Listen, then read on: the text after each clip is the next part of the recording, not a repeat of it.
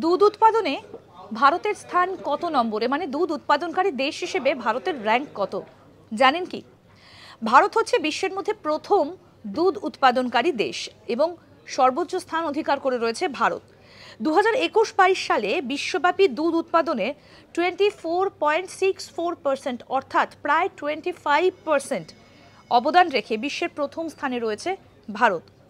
ভারতের দুধ উৎপাদন গত 9 বছরে অর্থাৎ 2014-15 থেকে 2022-23 সালে প্রায় 58% উৎপাদন বৃদ্ধি পেয়েছে এবং 2022-23 সালে 230 মিলিয়ন টন বৃদ্ধি পেয়েছে ভারতের দুধ উৎপাদন।